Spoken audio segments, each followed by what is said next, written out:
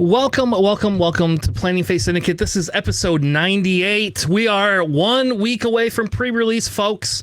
So if you haven't got your pre-release tickets, get your pre-release tickets, get everything locked in. We've got rotation coming. We've got some sealed coming. You should be super excited.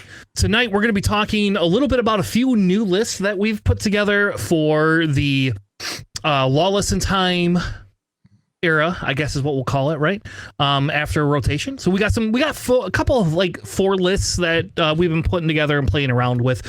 We are also going to do our way too early tier rankings as well, because you know us, we're going to give you the deets on which leaders you should be playing. Joining me on mic tonight is Alex, the benchwarmer forever. How are you tonight, sir? I'm okay. I'm excited for the new set. I mean, also store showdown tomorrow. That's going to be fun. But, you know, pre-release is, I love pre-release. I love sealed. So I'm excited for that. Awesome. Yeah, I am very excited for it too. I think it'll be a fun pre-release. It's definitely going to be different and challenging compared to what we've had before. So we get all these cool, crazy cards. And if you don't get something that can let you play off aspect, if you get screwed and don't have a blue or green or a red or green leader, right? I don't know what you do. Is pre-release this week for you guys? For everybody, a pre-release will be this next weekend. So Nice. Also joining us is JJ, Giant Suck. How are you tonight, sir? Doing all right, man. Yeah, I'm excited for pre-release as well. I got 2 different shops that are doing different events this week. Depending on which one I'm going to go to. But yeah, I'm so like ready to start playing the new stuff. Yeah, and I don't know if that's what we should be this excited for it or not. Because now we got to buy a whole new set, and some of our old cards are going to kind of get. I'm going to miss Vigilance. There you go. I'm going to miss Vigilance. That's like, out of all the cards I think I've relocated myself to, I think Vigilance is what I'm going to miss the most. Though Power of the Dark Side's going to be pretty awful to miss. Oh, yeah. I know you don't care about that, Alex, but I Rivals. like That's what I miss. We're going to miss Rivals too. That's going to be crazy not being able to kill leaders anymore, right? What I'm most worried about is the ability to actually take out the opposing leaders. So we'll see. Yeah. But yeah, so we'll kind of see how things will pan out. But we have some lists tonight, and I guess before we kick it off, what I want to do is I'm gonna pitch something real quick here again, like I always do. We have a Patreon. If you have not joined, please help us join our Patreon. We are posting all of our way too early lists. Alex has 800 lists that he has officially given me to post on Patreon. You asked for all of them, so I gave you 20. So we have all of Alex's list that he is working on in our Patreon now. So 100%, he definitely beat me. I thought I was doing good at 7. No, I am not doing good at 7. I don't have 20. Holy shit. So, I have like 2 redundancies. Okay, so you have 18 then, right? There you go. Well, it's like 2 different versions of Jabba Yellow, 1 Force, 1 non-Force. You know, Chronic Blue, 1 Force, 1 non-Force. All right. Well, I feel a little bit better then, because I put some effort in, but holy crap, that was like, when I saw all your lists, I was like, oh my god, I don't have like, I don't like to put a list together and then just say, okay, here. I like to actually play it, and then the problem I have is when I start playing things, I get bogged down and caught up in like that style. So like, for example, I've been playing a lot of Chewbacca lately, from the new set, and I actually really like it. As a control player, I should not like this deck. Just so you know, I should not. What do you mean? From my experience, all control players love hyper aggro. Yep, that's what this feels like. So, but yeah. So anyway, if you have not, you can join our Patreon. You can see that we will get back to the weekly streaming. This week, I will take streaming probably some Chewbacca lists, and I actually been thinking about testing out your Jabba Yellow list, because I have not actually played Jabba Yellow ever. The Stranger's really fun. Yeah, so I'm kind of tempted to put that down and actually play some of that. So I think this week maybe I'll stream some Jabba and some Chewie for people and stuff like that. So yeah, as always, I don't know what we'll be talking about next week outside of our pre-release stuff. We'll probably talk about what the hitters were. There's some discussion about some cards like aggressive negotiation, emergency powers. How are we going to handle some of these? cards. I think we'll do a small segment on that. I will just give you a disclaimer. I'm not worried about aggressive negotiations any more than I was the set before. I don't think it can be abused that much more than we had before. Emergency powers, I'm a little bit more concerned about, honestly, because it's a lot harder to kill certain things unless you're playing blue, right? But we'll talk a little bit about some of the cards that could possibly make a bigger splash and could be concerning. There also was a rumor people were talking about. I don't know if you guys have heard this, but people were talking about like they might ban certain cards already. Like, that's crazy to me. Like, there's zero reason to ban anything in rotation. I haven't heard anything about that. Okay. People have been talking about like possibly banning aggressive negotiations, and I'm like, why would we ban? We haven't even had a meta. The same people that wanted to ban Cinta last set before that set came out. Probably. I don't know. So yeah, I don't know. So we'll talk about some of the cards that possibly could be troubling in the new set. But you got to think, like, we're losing a lot of staples. Like, I mean, for Christ's sake, like, Luke was really, really good. We're losing Luke, you know. We lose Power of the Dark Side. We lose Miracle's Contest. We lose, I don't know, think of other cards that are not control, Chris. Home One. Home One. Thank you. There you go. We're losing Home One, which is really good.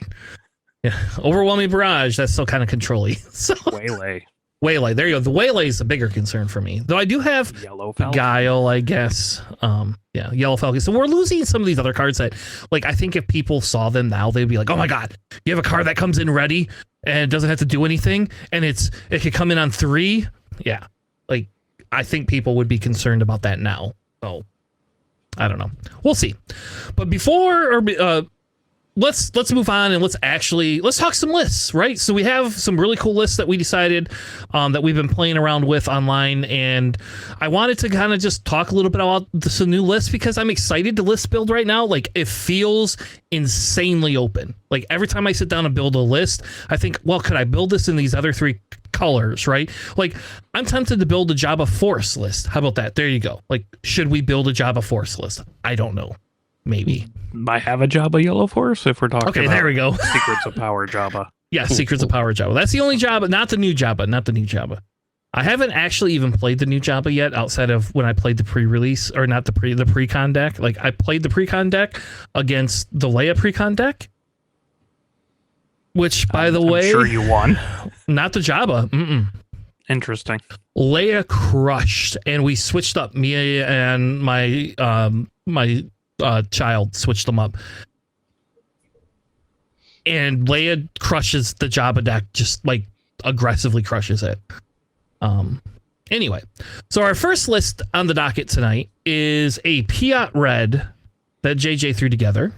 JJ, what is this list and why are you excited for it? Yeah, so Piett got some new toys with this new set here. So just before we go down through it, the whole theme of it is just adding credits to the arsenal. So now this allows you to play some of the higher costed capital ships, and just kind of creating that little bit of engine, since we don't have all the like the resupplies and the engineer that used to help you ramp up. So kind of substituting that for credits in order for you to get some higher ended capital ships out there. So we're going to start off with the salvage, 3 copies of salvage, 3 gung power droids, 3 honor bound partisans, 3 prepare for takeoffs, 3 transfer palpatines for the leader flip, 3 victor leaders, 3 copies of Let's Call It War, 3 blockade runners, 3 MC-30 assault frigates, 3 Fett fire sprays from the new set, 3 resupply carriers, 3 planetary bombardments, 3 devastators, 3 fulminatrix, 3 persecutors, 3 intimidators, and 3 supremacies. And then on the sideboard we have 3 copies of Arvel Skeen, 3 getaway fighters, 2 focus fires, and 2 haymakers on the sideboard there. So again, you're trying to set up early, getting those credits with some of the units they have on here, namely the Fett's fire spray that comes in an ambush that could possibly kill something really quick, and having the one thing I want to predicate with that is having a victor leader first, so that way you can deploy Fett's fire spray on a future turn. That helps you help Fett's fire spray punch a little bit harder when it comes in with the ambush, and then being able to hopefully survive another turn to be able to kill something else on top of that. And then, of course, you want your honor bound partisan to help you bring in a unit when he gets defeated. You can combo that with Gong Power Droid as well, so you can get that double discount if you wanted to, or even triple with Piett, and help you bring in a resupply carrier. Of course, a lot of it does depend on you having those cards right off the bat from the beginning, from the get-go, but if it does come out, you can really ramp up to something big really quickly, and then when something dies, you'll be able to bring it back up with like salvage, or if you're looking for a particular unit to get into your hand, prepare for takeoff is a really good way to get that into your hand. So I have a quick question. What if you dropped to the base that allowed you to have 5 less cards in your deck and dumped the prepare for takeoff and maybe something else? And then, I mean, you got a little bit less health, but you also only have 45 cards in your deck. It's thermal oscillator. That's what it is, right, Alex? That could work. Yeah, definitely. I haven't tried that out, but I think that's actually something worth testing for sure. I was going to say, don't remove the prepare for takeoffs. Those are so great. But I don't think you need triple supremacy. Maybe well, I mean, it's a big body too, and it also gives all the other ships like 6/6. So, like, if it ends up coming up, then that's going to be my end game right there, to try to get everything that comes out there, that big boost. So weird not seeing Ruthless Raider anymore. I know. I kept on looking for it. I'm like, what am I missing? Where is it? I think my big concern with this list is you don't have any removal except for, let's call it war. Mm-hmm. And you have your 2 cost isn't planetary bombardment too, but yeah. That's not okay. It's not removal. If I'm aggroing your base, I don't care about your indirect damage as much, and it's only 8 if you don't have a capital ship out. I think the big issue I have with this list is like you don't have the removal, so you are trying to be the aggro deck, but you also lost almost all of your ramp. So you now don't have your easier ramp. You have to wait till 6 resources to get that. I guess on 4 resources you could gonk that, but if you play a gonk droid and I'm an aggro deck, I'm killing your gonk. You're never going to keep it. You have nothing to protect it, and then you don't have anything else to go into it. So I think my concern would be is against aggressive decks. I think you aren't going to be able to push enough damage in the end game to overcome a deck that can push 20 damage before turn 5. Yeah, that's right. Also, turbo laser salvo, very fun. Yeah, turbo laser salvo. That's good. That will wipe some ports. Yeah.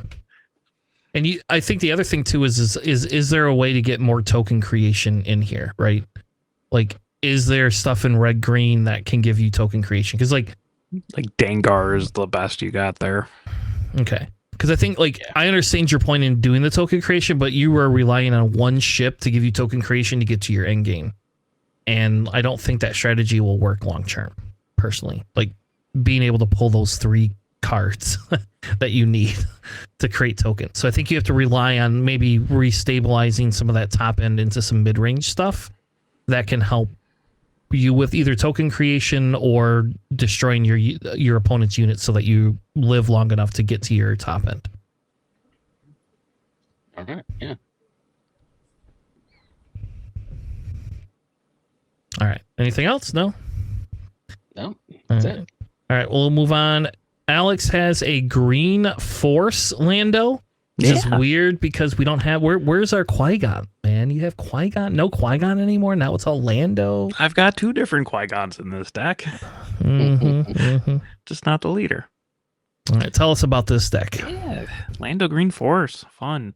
Got triple Gungi, triple Jedi Counselor, triple the new Jyn Erso, triple Youngling Padawan, triple Blue Leader, double of the Green Yellow Millennium Falcon, triple Obi-Wan, the 3-cost green one, double Vernestra, triple Ahsoka, double Blue Ace, double Qui-Gon, double Renewed Friendship, which I will get to because people don't know that's a card, triple Will of the Force, speaking of other cards people don't know, triple Deba, triple Kelleran, double the 7-cost Qui-Gon, double Liberty, triple Ray, double Yoda, and then double Starhawk. Because fun. In the side, I got double Beguile for more bounce, double Typho for more aggro, double of the Smugglers YT-2400 for space ambush, double Daughter for more aggro, a third copy of Yoda, and a third Starhawk. Sideboard's still kind of a work in progress. I'm still working on the top end here. But yeah, it's a let's just deploy things, huge things earlier deck with like a Jedi Counselor and a credit token, which you can get pretty easily because you just call heroic and you only have like 5 cards that aren't heroic in your deck. Pretty easy to get the credits. Yeah, at 4 resources, you can Jedi Counselor and a credit token out of Kelleran, which is pretty nice, and they can't like beguile it back. Yep. And you just get more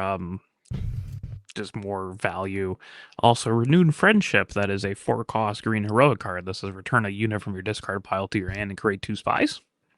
So if you ever like mill something huge or they out one of your bombs, you can just play that and get it back in your hand.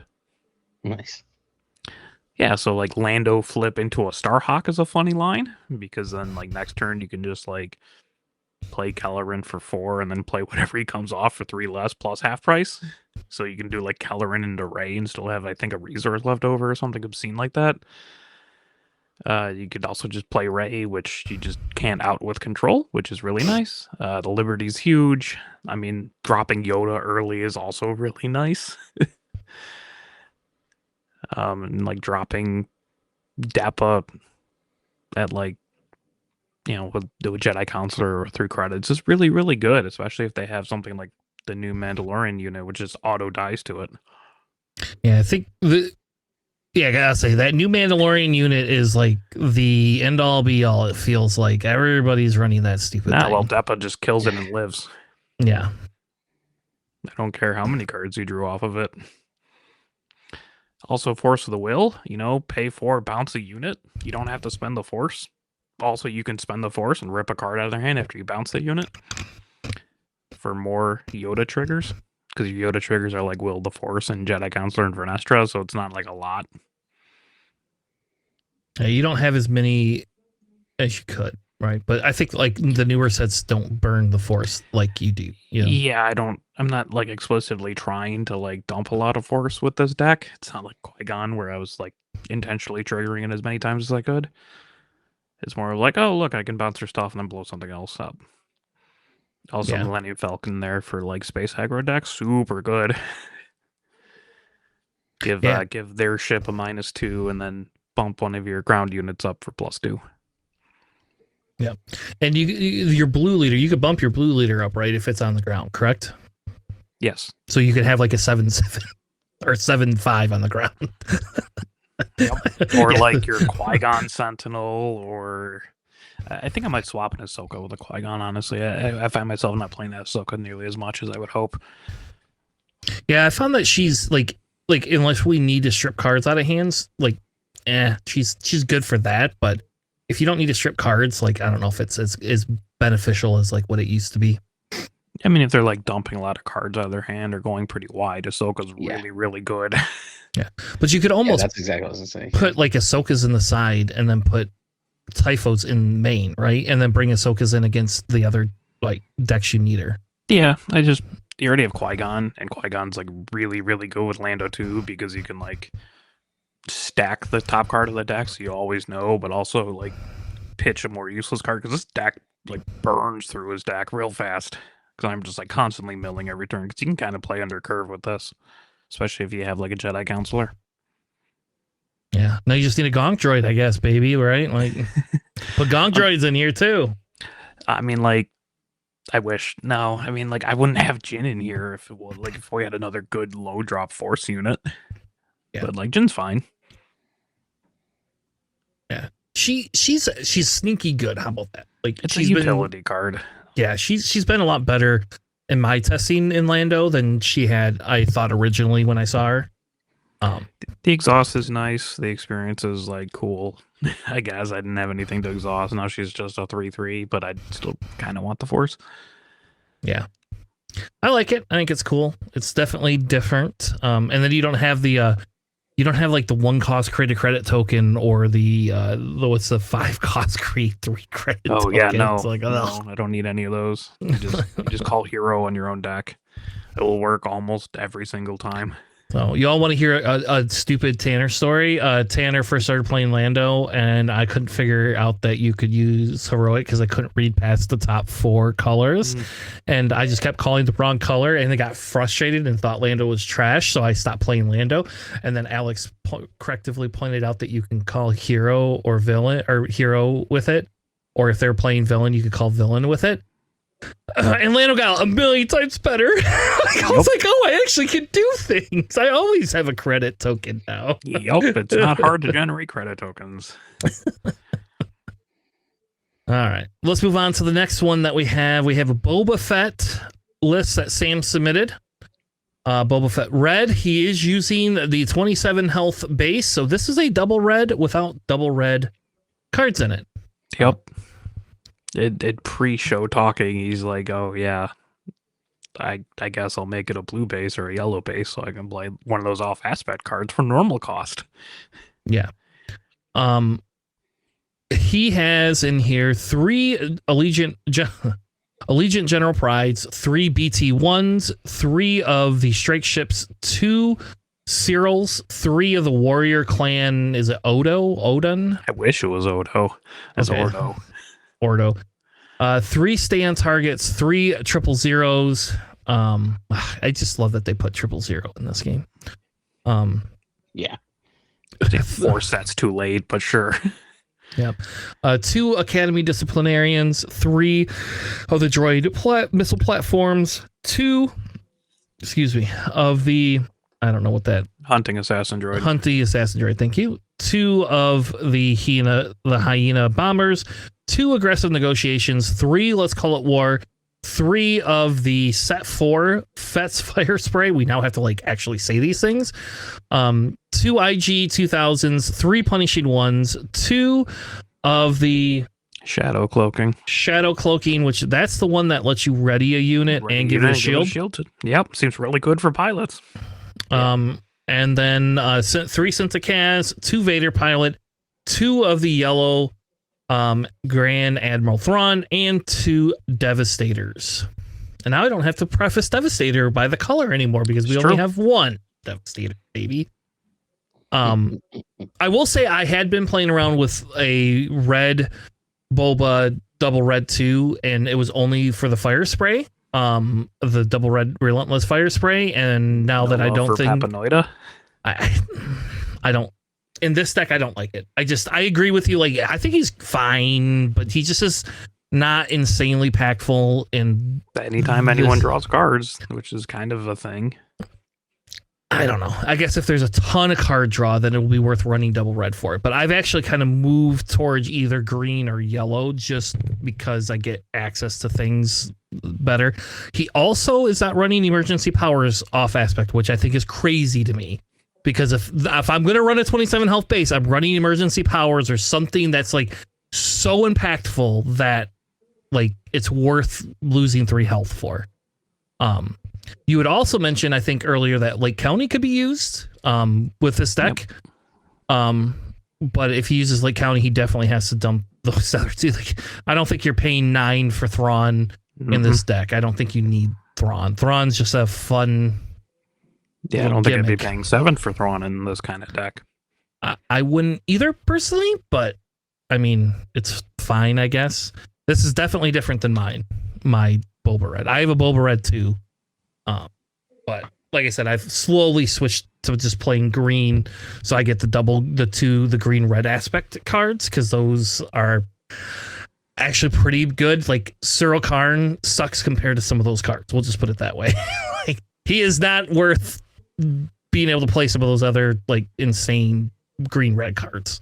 You also have a fair bit of like non-villainy aspect in this cards. Yeah. So it seems like Cyril would not hit as nearly as much as you would hope. Yeah. It should be like HK. Yes. Who actually triggers Boba's ability. Yep. HK is amazing in this deck. I also am not running those Warrior Clan Odos anymore. Like, I don't actually like. I feel he has too many like early plays that aren't spaceships. that aren't spaceships and that aren't like, if I'm going to play something, like I want the BT-1, not an Ordo clan. I don't care about the Ordo clan. You'd want like a TIE bomber. Yes, and I have TIE bombers in mine. I like TIE bombers. I got rid of them for a while, but I like them again. So for me, I've been playing JTL Boba with yellow and like just really going on the indirect aspect on there. I do agree there are a couple of the low cost cards that really could be replaced with other space units that can really help out with like indirect damage. I mean, for me, honestly, like I'm okay with having General Pride in there with like a First Order Stormtrooper for some of the early plays, because that gives you the ability to activate Boba's ability like right off the bat. But beyond that, like I would like to see a little more space units on there just to help out with it. I mean, there's great pilots that also deal indirect damage, like the Dengar pilot or the Boba Fett pilot as well in yellow. But I get that this is, off aspect, but there are ways to kind of take more advantage of it. Just needs a little more fine tuning, but I do like the premise of it so far. I think that having Thrawn in here and Shadow, the Shadow card in here to deploy with epic action is a nice touch, because that gives you that surprise play when you need it there for that cost. So it can have an impact in the game. I definitely like that part. So yeah, I think for me, like the shadow cloaking is a conversation. Like, is it good enough to play off, like to use that 3 health on the base to play it, like over emergency powers, or like I had, you could just switch it to a blue base and have both. You could, yep. And then you wouldn't have to worry about that.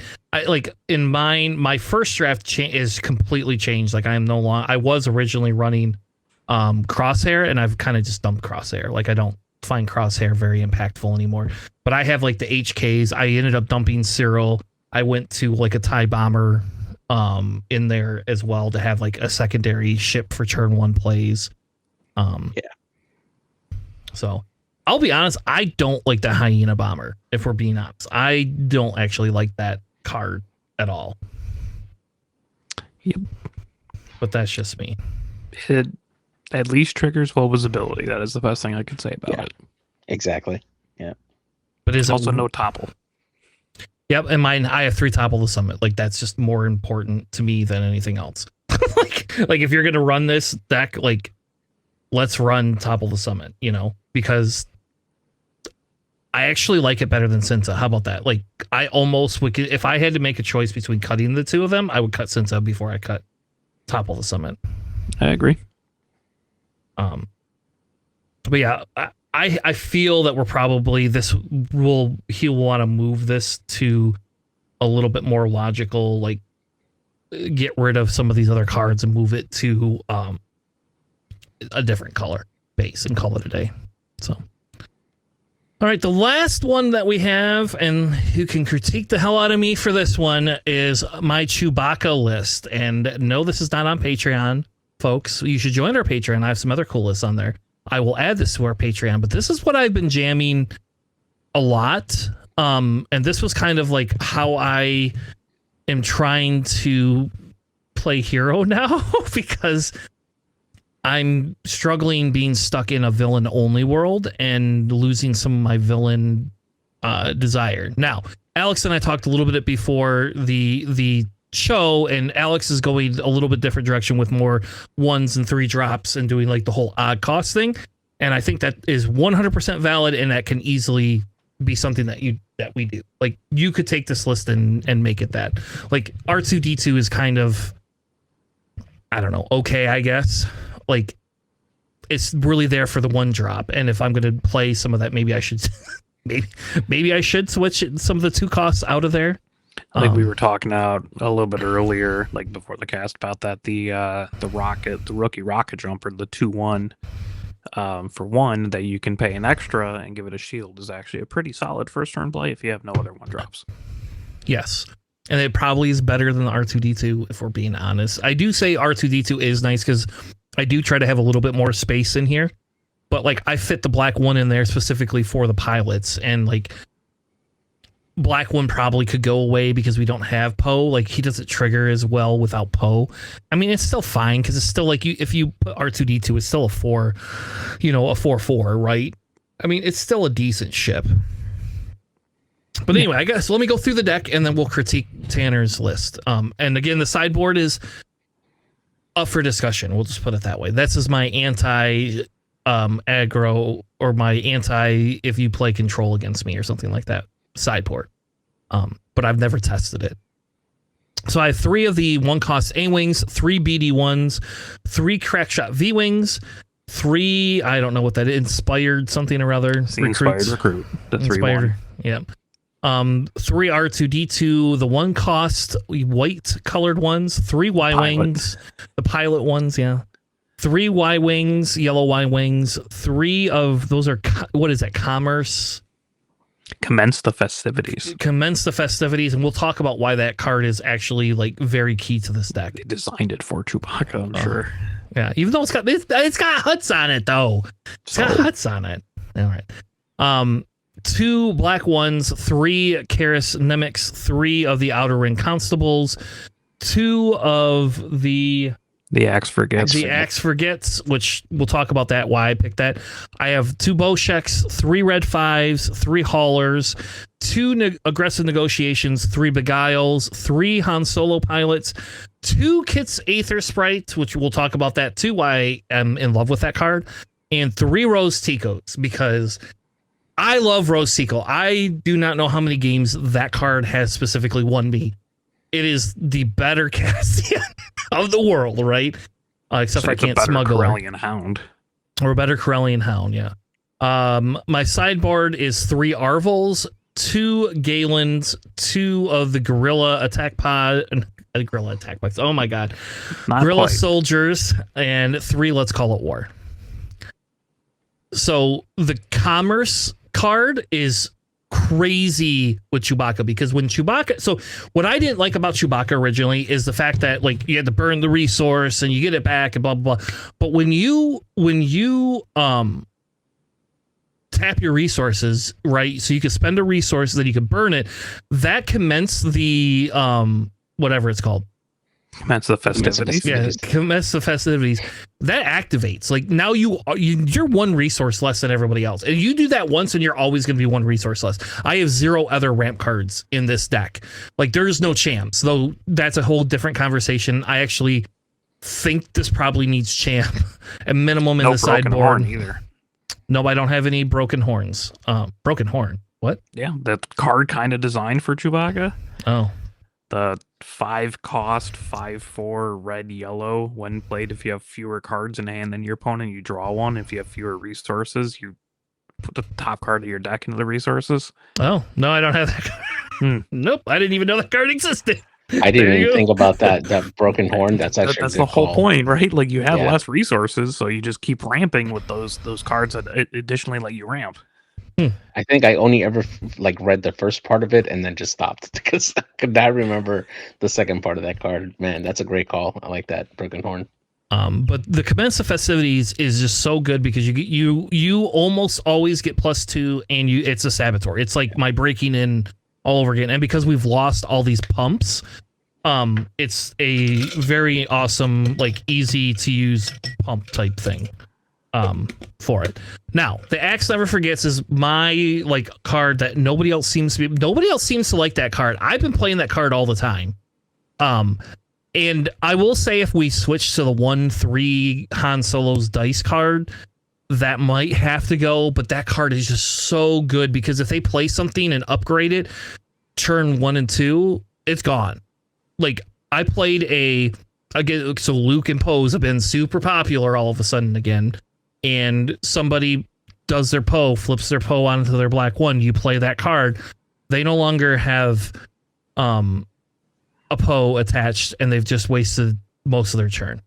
And then you attack in, and then play a 1-drop, or do 2 damage to something else that they play. I have found if you play that card and you need a little bit to stop their tempo. And again, this is the control player in Tanner versus the aggro player.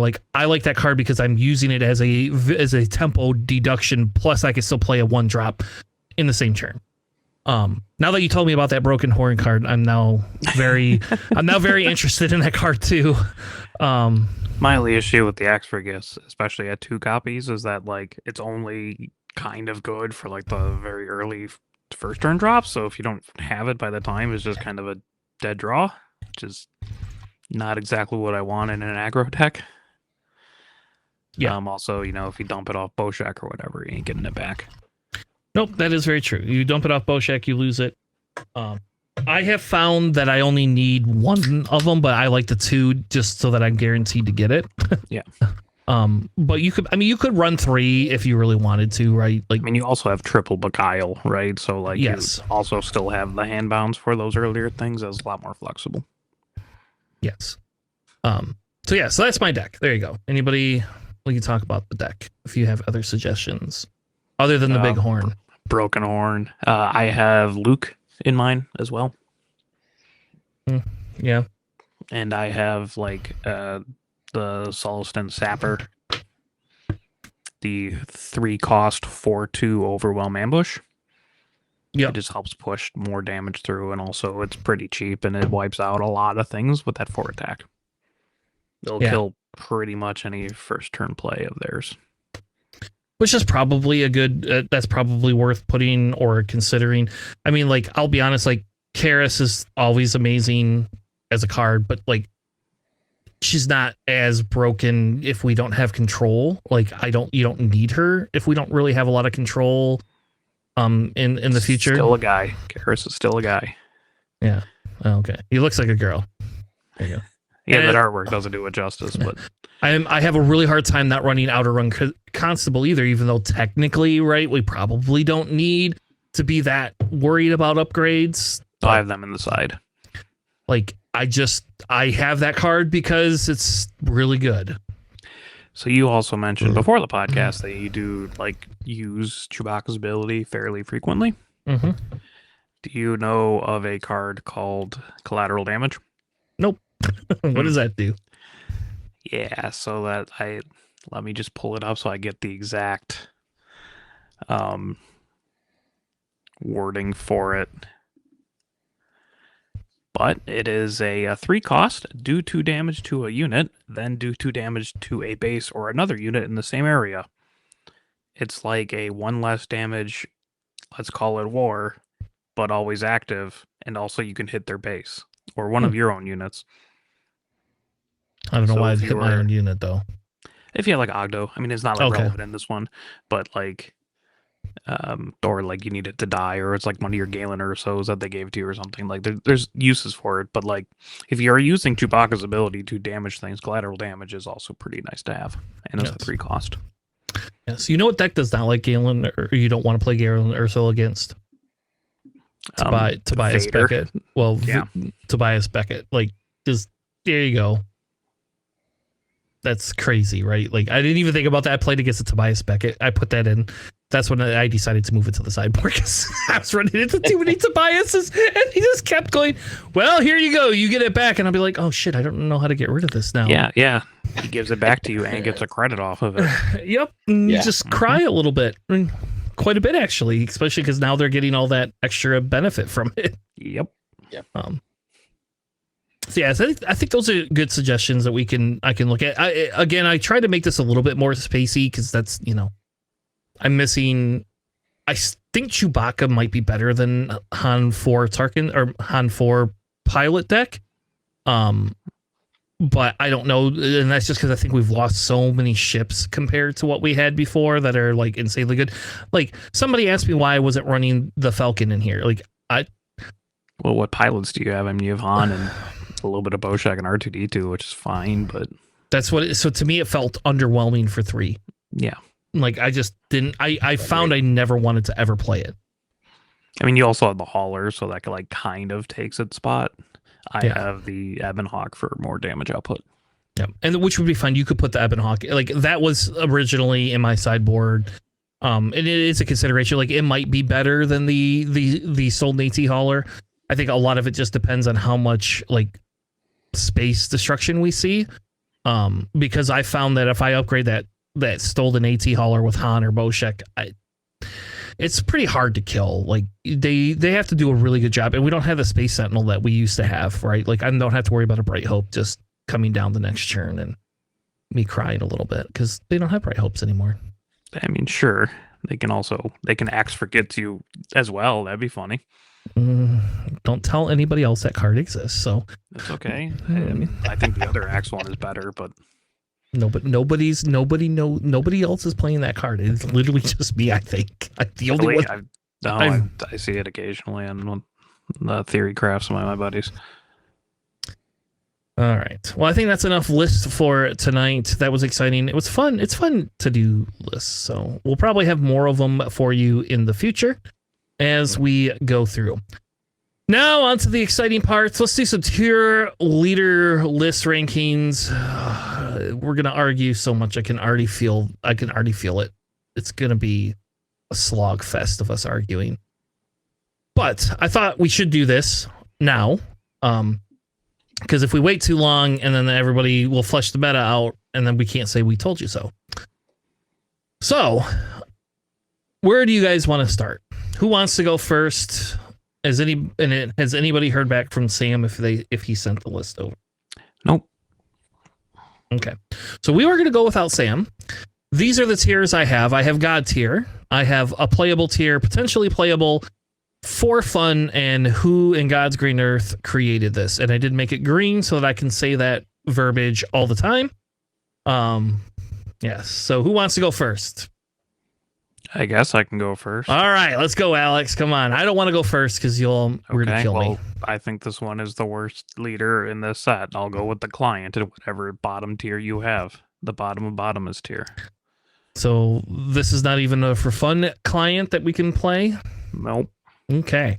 So who in God's green earth created the client? There's very few sets where I'm just like, wow, these leaders I can't really see anything with, and I think the client's kind of one of them. JJ, what is your thoughts? I think I rank them just a tad bit higher, mainly because there are ways to create tokens to kind of take advantage of that, but you're being very reactionary, right? You have to essentially let your opponent have a unit available so that way you can create a token to then exhaust another one that's already not exhausted. So like you have to play around with the initiative quite a bit, and you're kind of really have to bend your play style around the client in order to like take full advantage of it. It has some uses in some decks, but again, I don't see this seeing a very consistent leader. So it's probably just for fun, honestly, but I don't see it really being very impactful. So I'm going to also go with Alex's belief of who in God's great earth created this, because it is a 5-cost 4/4 on its flip turn. Like, what? Why? What did it deserve? Just because it's shielded? I don't know. And maybe there's something we're not seeing here. Maybe they thought because we're losing a lot of like weird exhaust bounce. I couldn't get this to work. Basically, if I spent my time creating credit tokens, then I had to still wait an action to exhaust somebody, and it felt bad because it was like it's like the C3PO. C3PO was super cool, except for you have to have an exhausted unit, and if you don't have an exhausted unit, you can't trigger his ability. So C3PO worked when he flipped, when he attacked, but that was about it. That was it. I mean, the client might have something with like a force thing going on because that is a token that you generate. But even then, I don't believe it really too much. Yeah. Or alternatively, there's like 6 other leaders that probably just do that better. Yeah. So I'm kind of in your boat. I either am struggling to find its use, or we're crazy, or we're just 100% correct and they made a very bad leader. I don't know which. All right, JJ, you're up next. Who do you want to pick? I'm going to do Agent Callus. Agent Callus, I think, is actually a good card. Being able to play a card with the ignoring aspect penalty by paying 1, kind of limits the sting of playing off aspect, but having the ability to heal damage from your base while deploying a unit on top of that definitely has his very, very good uses. His flip turn is also pretty decent, deploying on 5 and having both of those available. I think there are going to be some decks that definitely can take advantage of it. I think that he's going to be a pretty decent leader. All right, so where do you rank him? You got to tell us where you rank him. You can't tell us. I rank him as good. Okay, I don't have a good B. So playable or potentially playable? Potentially playable. Thank you. Potentially playable. Yeah. All right, Alex. What do you think? Well, I have him in like mid to high C, so I guess potentially playable. All right. I actually have him higher, but I have not done a lot of testing with him. So like, I won't. I think when you find that you do the testing, you're just like, well, he's fine, I guess. Yeah. So that's why we'll leave him in potentially playable for now. There you go. Kind of seemed a little directionless, in my opinion. I'm still working on what I want to build around him that other leaders just kind of don't already do better. Yeah. All right. So I'm going to pick Vel. I think Vel is between God tier and playable. How about that? I think she has multiple colors that she can play in. I think that that the credit creation that your opponent gets can help them a little bit, but more torso in the late game is what I found. What I found in the early game, she is very good at buffing Sentinels. Like since a Kaz, I swear to God, is just made for her. Which makes sense. And JJ can explain the lore if Alex doesn't know the lore behind it. Oh, of course I don't know the lore, but yeah, that was definitely made for her. JJ, why is it made for her? Because they're very passionate about each other. There you go. Okay. But yeah, so like anyway, like I have found, like I probably won't, I don't know. I don't even know if I'll say anything's really in God tier, to be honest with you. Like that's like our S tier ranking, right? Like, is this like really, really good? But I think she's insanely good for what she does. And I think she has the ability to build up units early game, and it negates a lot of the, like, what's the probability? Like, I guess you could play her against her game 2 and like hold on to some of your good stuff, but then if I don't give you credit tokens, you now just screwed it up. So I like the mind game that she plays quite a bit, because I don't always have to buff my units, period. I don't have to do that. But I just, like, again, we're talking like, you get to give yourself experience tokens, and we found with Leia that was actually really, really good. I think that this unit also is pretty decent in what she is going to do for us. I mean, you compared her to Leia, which has like none competitive play. Okay, well, that's only because she will. I agree in the ranking, but for me, she hits differently because I actually compare her to Setsu Rei, right? Without the limitation of having the low power. That's better. Yeah. And when you start playing that with like combination with Red, just like you did with Rei in the beginning, she has a lot of great utility with that, being able to buff like aggressive units that can come out early on. Yeah, sure, you're giving up a credit token for it, but it also does not hamper your side like Ray did, right? You have to pay that one resource for that. You're not having that negative bonus on yourself. You're just giving a credit to your opponent. And there are ways to get rid of credits. There are several units that you can play that can help negate that as well. So in a way, you're not taxing yourself as much as you did with Ray. Granted, when she deploys, she doesn't have the like restore 3 that Ray did, which was very, very nice. But still, I mean, the whole reason to play Ray. Yeah. I missed that. Yeah. So, all right, I think you're right. Ray's a fair comparison. Alex? I don't think Ray's a fair comparison, but although I do agree with you guys that the credit token is less impactful than one might expect. I have her as like the highest C / like low B-. I think she's fine. And like, I mean, blue-green hero is still a thing that probably props her up. I think other things just do better than her, with the exception of like having Cinta. But if you never draw like a Cinta, then that whole shtick's kind of out there. So I you think you she's feel fine. she's more in the potentially playable versus actually Yeah, playable. I think she's great and limited, as we discussed last week. I just don't see much in her that like other things can't do. It's kind of like Obi-Wan to me from last set for, or sorry, well, yes, last Two set, but set. like Legends of the Force. This set hasn't been released. This last set, damn it. Um, don't roll your eyes at me. What? All right. Anyway, Yeah, where it's like, well, he's fine. Like, there's some decently competitive lists out there. He's not tearing up the meta.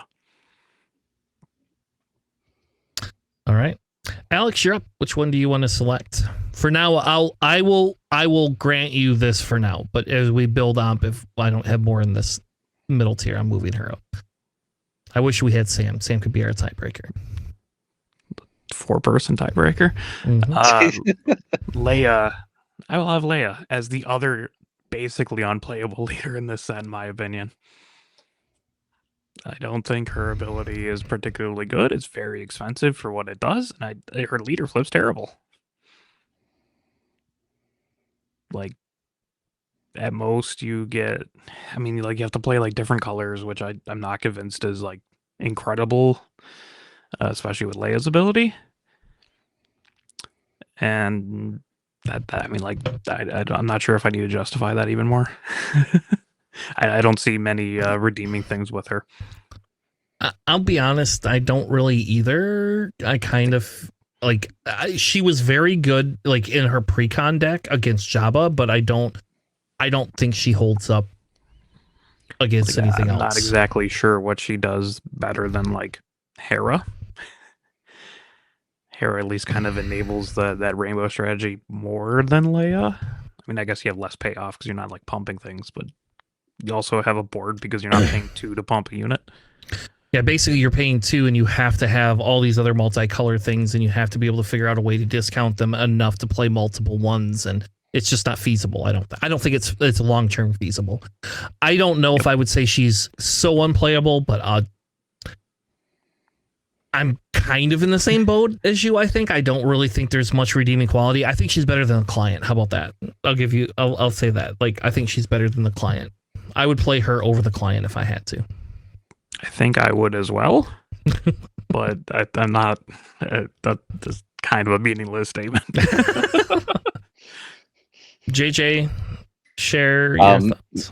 I think she's great in sealed. Like, she's fun to play. But if we're doing competitive play, I agree with you guys. Like, she's just doesn't provide the same consistency without having to twist yourself into a pretzel in order to try to get like a really good consistency and use.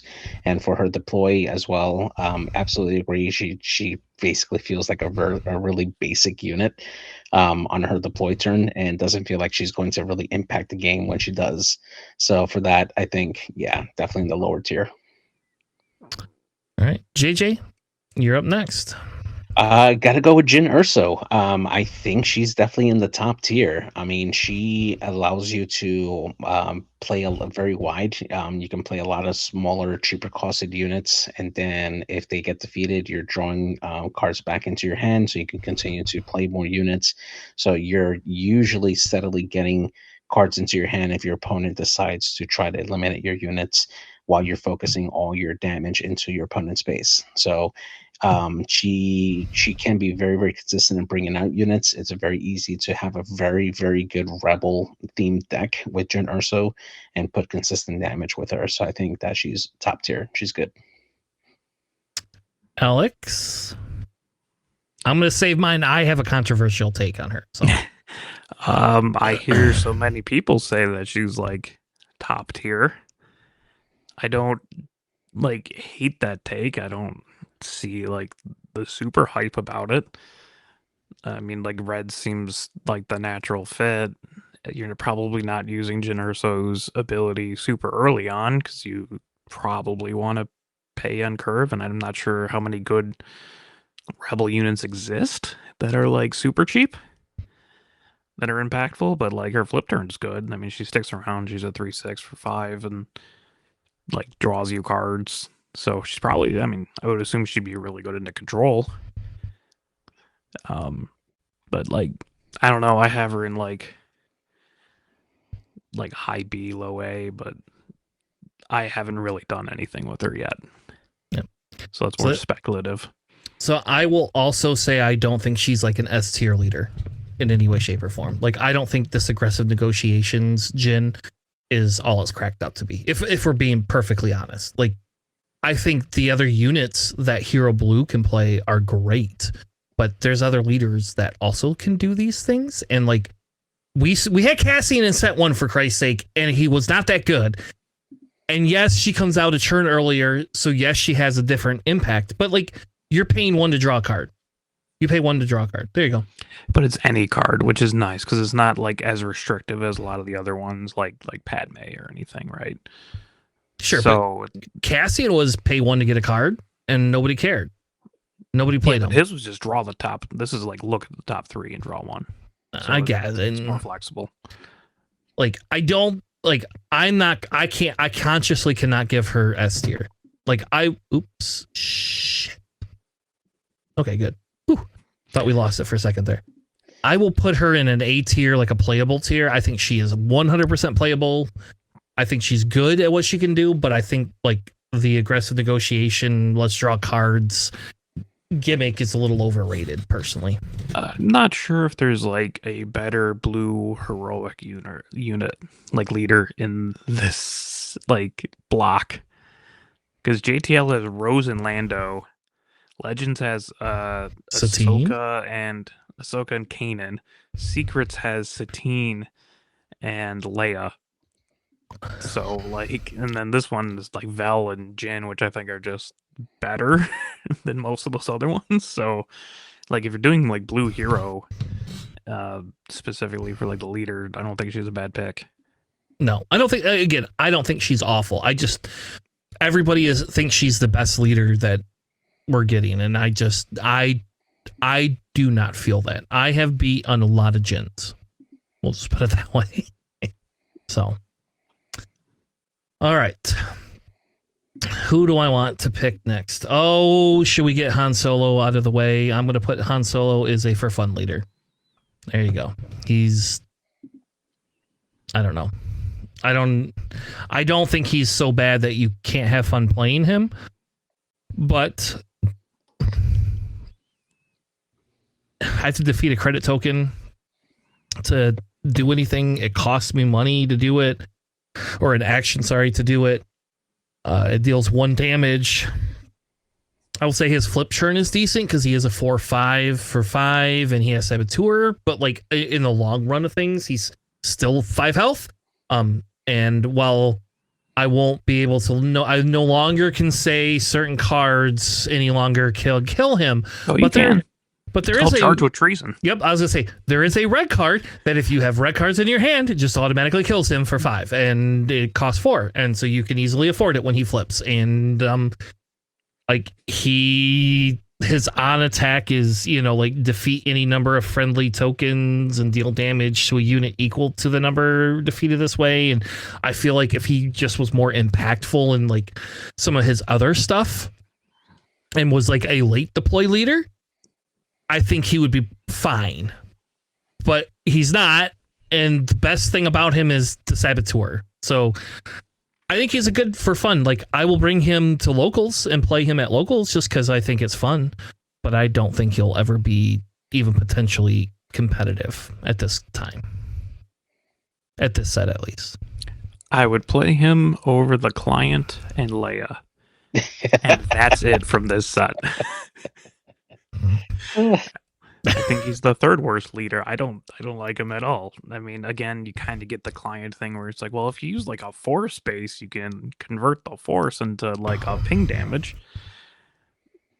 Or you could play like Queen Amidala, like like Padme from from Secrets, right? So, yep. All right, JJ, do you disagree? If not, we'll move on. Nope, I definitely agree with you guys. For All fun right. leader, there's some fun combos they can complete with Han, but ultimately, again, if you're trying to get this off consistently, you're gonna wrap yourself up into a really tight pretzel that can unravel really quickly if you mess up timing. So yeah, I can't even play him with Max Rebo Band to make him come out on 6 to be able to then use Cinta because I can't run blue, green, or yellow, green, red, like without that stupid base. And now I'm very Actively making your sad. deck worse. Yes. Yeah. Now I'm just crying even more. So, all right, Alex, next one. What do you want? I'll go with a minorly controversial one. I'll put Saw as playable. Like I have him as like a high B. I think Saw is a little bit underrated. I understand that you don't get heroic and villainy aspects, but man, if you like put them in like blue, you get access to all the green blue cards, the red blue cards, and the red green cards, and those tend to be very good. yeah. Do you think he is worse than Jin or better than Jin? I would play him more than Jin, but probably objectively less good than that.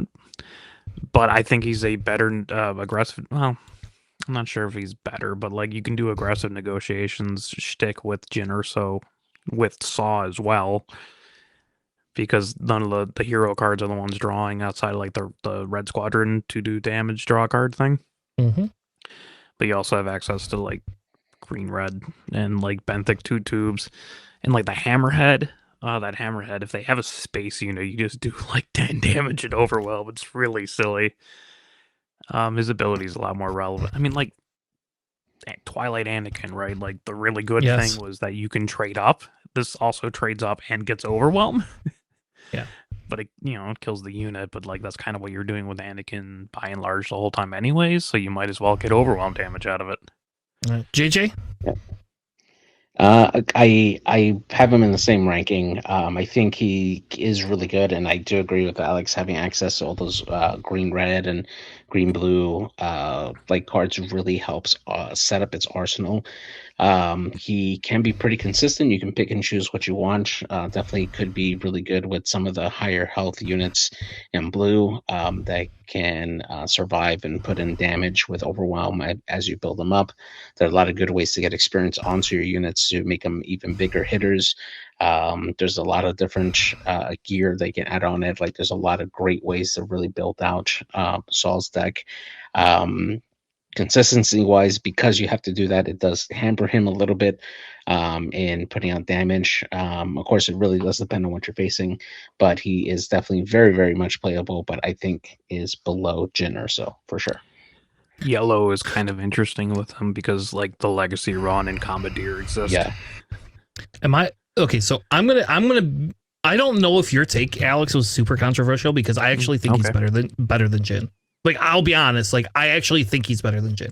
Like I think he is. I think with the fact that we had a ton of cards rotate that are the villain and hero cards that were so good, especially from like set 1, but we've had so many amazing rotation cards. I genuinely think that like I don't care as much about having the villain or hero cards with him personally. Like I think that rotation made it so that I don't have to choose some of these other cards that I would normally be like, all right. I think he's insanely great. Like I just think he's top tier. Like I have had nothing but success with him, and he is so much fun to build around. Like at minimum, even if he's not better than Jin, he is better, more fun to build around than Jin ever is. Period. Like just like you said, just the ability to have the yellow card crazy combos, or now I can run this with blue, and oh by the way, all my removal suite is no longer associated with hero or villain. So Merry Christmas! I now have removal cards inside of my like pseudo tempo deck. Yeah, you can play like Quinlan, right? For the 4 or 5 Quinlan that if he swings for 6, you do 2 to their base, and then you can like nothing left to fear him next turn. The blue green, like give him +2/+2 to kill something with less power. So like you can kill something with 6 or less power, then he swings in for 8 into base, and like you still have Quinlan around, and then next turn you can saw him into something as well and do 2 more damage to base and have the overwhelm because he has 6 power. Yeah. Mm-hmm. I am very high personally. So we'll leave him under Jin just for JJ, but I genuinely think Saw is actually probably one of the top tier. There's one other one that I would rank right along with him. But other than that, I think he's one of the top tier. I love Saw. How about that? I'm glad they did justice to him this time. That terrorist. Yeah. Rebel terrorist, it's okay. All right. I think JJ, you're next, right? Yeah, absolutely. So what I wanted to go through was Aura Singh. She comes in for me as playable. I think she has a pretty decent flip turn. There are a lot of ways to get a lot of damage out into units between Grenade Strike, for instance, or Grenade Strike's not legal. War. So ways to deal multiple damage out to a lot of different units. He doesn't care. Sorry, he's just playing all the cards, illegal cards with her. Don't worry about it. Grenade Strike rotates out. It's a Twilight card. Right. I meant. Damage, I was trying to say This Is War and Grenade Strike just came to my mind. So yeah, that's what I meant. But yeah, there are ways to ping other units on the ground that will leave them with 1 HP left that you can ping with Aura Singh. Her deploy turn, being able to destroy a unit that has 5 or less remaining HP is pretty strong, even if it's not a leader unit. She does have some utility in that. There's still very good cards in blue and villainy that can work very well with her. So I think that she's definitely playable. I think she's mid-tier, but she's still very much playable, for sure. Well, you want to know what card she made playable? Is it No Disintegrations? Yep. Yeah, we never played that card, and guess what we get to play now? It saw some play in set 1 Vader decks. Okay, but nothing of any value, Alex. It was in the double red Vader deck. That was a thing for a bit. Okay. Anyway, that's basically the only time you'd ever see it, because you could just pay 4 and kill whatever you want. Yep. Yeah. So I don't know if I think she's in. I don't know. I have a hard time saying she's playable. I think she's potentially playable personally. I think she moves to that B-ish tier. I think she's less than Val. I think Val is more playable than Aura. But I'm also very upset and down on how they've done dirty control this set. So that's just me. What do you mean? We have a kill anything that's not a leader and heal 3 from your base. We have great card. That's a 3 of in my 50 card deck. Thanks. I don't think control is going to be as good as it was before. I think control is going to struggle. Yeah, I'm not sure if it'll struggle. I know it's definitely severely less powerful. But I have Aura in mid B. I think she's playable. I feel like if I'm going to do hard control red blue villainy, I'd still just choose Daedra. Yeah. But yeah, I do I like the option for her, right? I actually built a deck around her, and it does do decent. But I don't want to flip her though, because I'd rather just start killing things that have 1 health. Yeah, and then she's kind of not a very impactful leader because she's a 3/7 for 7. Yep. So you want her to die to get her back, but you also need to deploy her to kill that big thing. But it's also 7, so it's a little bit iffy. Yeah. Yeah, I want her to be good. I found that just like in X-Wing, she just wasn't that good of a pilot. Sorry. All right, we'll put her in potential heal. I still think Val's better than her. All right, whose turn is it? Is it my turn now? Yeah. All right. Do I pick a controversial one? All right, let's do Emphy's Nest. I think Emphy's Nest is on the lower end of potentially playable. I think that it has a really cool, the logic behind her ability is really cool. I think that she could possibly be able to pull off some really amazing things. I have definitely lost to an Enfys Nest more than one time. But the issue I have with Enfys Nest is that it's just so taxing for her ability, and then it feels like I have a leader that I'm not using her ability for very often. And like with Anakin, for example, Anakin is like kind of my neutral go-to for a lot of things, because Anakin we all were kind of a little bit down on because you're doing damage to your own base, and then we found that it is a lot better than we thought it was going to be, right?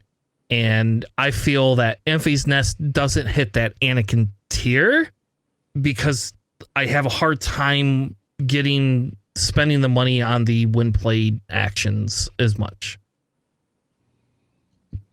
There you go. That's my opinion. I have Enfys in the middleest of middle C tier. I think she's fine. Can you make a deck around her? Sure. Should you competitively? I'm not terribly convinced. Maybe if some more interesting on attack abilities happen. But I don't know, maybe you just play her as like more like late game mid range, which is probably like when you can like actually afford the 2 extra to do impactful things might be a little bit better. I haven't put a lot of serious thought into making an Enfys deck, but to me it just seems super mid. That's how I ran into it, because like, why do I want a leader that doesn't have an ability that triggers or does much very often? Like, I feel like Aura is a million times more impactful, even though her flip turn is like semi unimpactful. Like her, Enfys flip is great because you don't have to pay to. Yep. And that's about it. Yep. Mm-hmm. But if you don't have any units on the board, if they controlled all your units, then you just cry. And like, that's the problem I have with it. Like, and like, I think because we are moving to unit based control, right? Versus like actual control, I think like people will, like, you see Enfys Nest, you're like, well, when she flips, I don't want them to have this on attack ability, or this. I'm just going to kill your units and let you flip into a dead zone. And then what do? Now you have no impactful leader, right? Like, I don't know. That's right. I mean, like a 3/7 is like a good stat line for a 5, and that ability is really good so long as you have units. And I know like we play too much like unit control that we're just like, yeah, well, it's basically a dead leader because like you just kill the units. Yeah, I don't know. I feel like JJ, it's same thing with Jin. Where do you put Enfys Nest? For me, actually, I had emphasis in the higher playable category. I think that she can definitely make an impact with the on-attack ability. Being able to use that again on a flip turn for some units that come in that can help buff like a double experience, for instance, or giving out shields and stuff like that, like cards like that, for instance. And I'm just generalizing. I think they can have a really good impact, especially around the 5 cost turn where you can deploy like that emphasis for that. It does require a lot of setup for you to make sure they have the pieces in place to help like buff units, or if you're looking to like deal damage out to different units. It's really strategizing to get the most effective her ability. Kind of requires you to not just immediately deploy her. So you do have to kind of work around that, but if you can get the timing right for it and set yourself up, I think that she's a really solid leader. I have her definitely high up. I want to say I don't want to put her above Saul, but she's very close to Saul for me. All right, well, we're definitely not doing that, JJ. That's for me. It's like she's a heroic Thrawn, but with on attacks. That's what it feels like to me, honestly. So, but Thrawn, you don't pay anything for. In her, you have to pay 2 for. Yeah, like Thrawn just is better, right? Like we could say that Thrawn's better than Enfys. I don't think that's a terribly controversial opinion. For JJ, it is. I mean, if you can use your ability to have units that create credits when they go on attack, I mean, and do it twice, that's worth it to me, honestly. All right, I'm going to leave her in the bottom end of potentially playable, so she'll be over the for fun tier, which Alex put her in, and we'll just leave her here for now. All right, next one, Alex. I think you're up, right? Yes. Yeah, sure. I guess we'll do Lando. I love Lando. I think he's A tier. I think he's definitely playable in more than one color. I like him a lot. Is he better than Saw and Jin? I would say he's the best one from this set. All right. Do you think he is in the God tier? I don't think anything is an S tier. No. Oh my God, I hate you so much. Come on, be spicy, Alex. Be spicy. Let's give hot takes. All right. So Alex has him in the highest ranked of tier. JJ, what do you think? If we had C3PO or like card peeking and stuff, definitely would be like super good. Honestly, still doesn't beat Saul for me. Like sure you can get, if you're playing a double like yellow deck, cool, great. That's always gonna work. Beyond that, I don't know. For me, just he is good. I'm not gonna deny that at all. Like I think he's absolutely playable and think he could be strong. I guess I just have my preference for Saw and Jin. So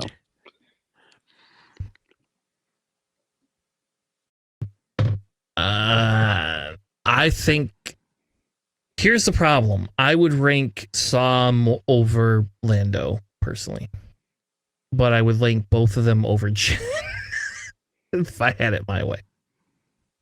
So I don't know where to put Lando. I guess where the hell's Sam? Damn it, Sam. Sam, I need you. I need somebody to coerce Lando. I'm going to put him over Saw, but be underneath Jin, because I think that's where people see him more, So I guess. you guys can really say why he is just worse than them? You just said... I think he's better than Jin, personally. Right. But, like, there was no detracting sentences of, like, why he's not good. For me, it's deck building, right? Because if you really want to get the most consistency out of him, right, you're building like double yellow or like like a ton of heroic aspect, right? Sure, there's a lot of good cards that can go with it, but I feel like if you're combining like yellow with green, you're going to tend to probably maybe leave some cards out possibly that are like neutral that it doesn't mesh well with the way you want to build with Lando. With Jin, it's very more broader to be able to pull up rebel units that way, or with Saul being able to take advantage of attacking with another unit on its deployed turn with overwhelm. Like those are abilities that can like actually do damage with it. I get that you're getting credits with Lando with that, and again, I'm not saying that he's bad by any means at all. It's just for my play style, I prefer Jin and I prefer Saul for that. So my if you want my answer is he's better than Jin, period. I don't like him as much as Saw because I think Saw has the ability to have higher ceiling deck potentials because of the fact that Saw can be in a lot of different colors per se, right? With it. But I think Lando also can be in multiple colors. Like I've had success with Lando in 3 colors so far. So like red, green, and blue. Like I think there's potential in every single one of those. I don't see that in Jin. Like if we're being honest, like I see Jin as a blue red, and I don't know. I don't care as much about this card draw thing as everybody else does, I guess. Like I don't like tutoring your deck seems great, but this game doesn't like this isn't Riftbound for fuck's sake. So in Riftbound, like having that extra card and tutoring your deck seems really good. Like it's really amazing, but you also only start with 4 cards. So we start with more than 4 cards. I don't know.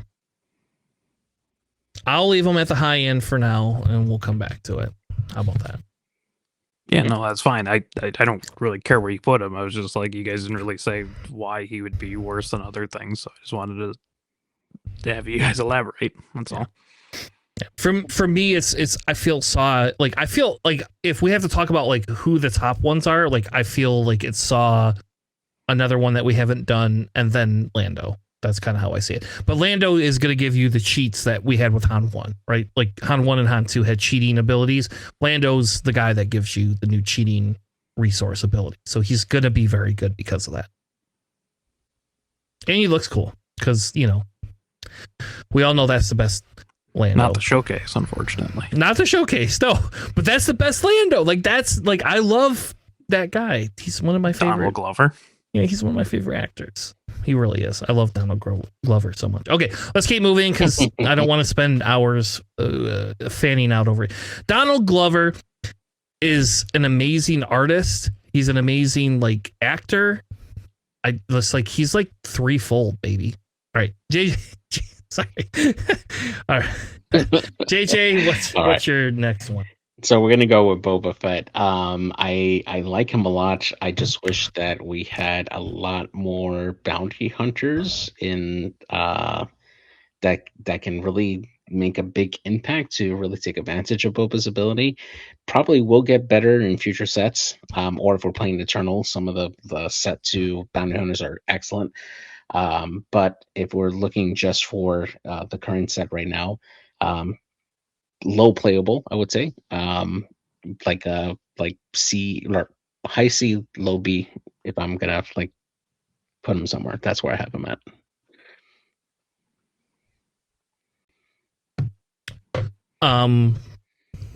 Yeah.